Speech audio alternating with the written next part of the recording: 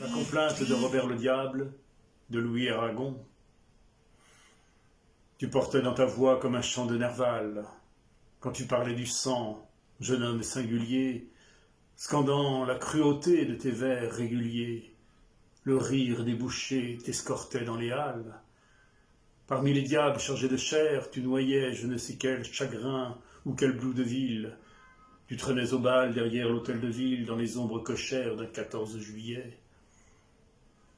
Tu avais en ces jours ces accents de gageure que j'entends retentir à travers les années, poète de 20 ans d'avance assassiné, et que vengeait déjà le blasphème et l'injure.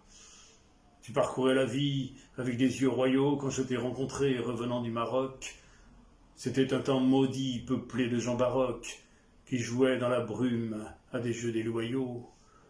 Debout sous un porche avec un cornet de frites, te voilà par mauvais temps près de Saint-Méry, dévisageant le monde avec effronterie de ton regard pareil à celui d'Amphitrite. Énorme et palpitant d'une pâle buée, et le sol à ton pied comme au sein nu l'écume se couvre de mégots, de crachats, de légumes, dans les pas de la pluie et des prostituées. Et c'est encore toi, sans fin, qui te promènes, berger des longs désirs et des songes brisés, sous les arbres obscurs dans les Champs-Élysées, jusqu'à l'épuisement de la nuit, ton domaine.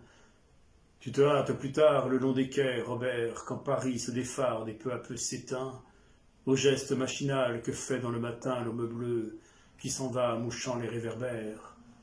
Oh, la gare de l'Est, le premier croissant, le café noir qu'on prend, près du percolateur, les journaux frais, les boulevards pleins de senteurs, les bouches du métro qui captent les passants.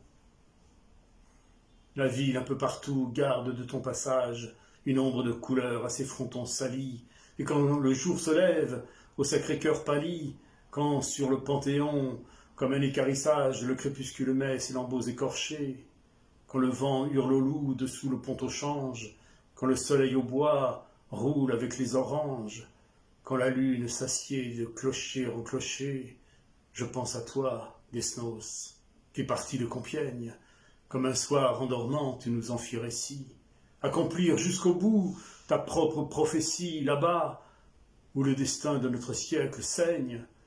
Je pense à toi, Desnos, et je revois tes yeux qu'expliquent seulement l'avenir qu'ils reflètent. Sans cela, d'où pourrait leur venir, ô poète, ce bleu qu'ils ont en eux, et qui dément les cieux? Louis Aragon.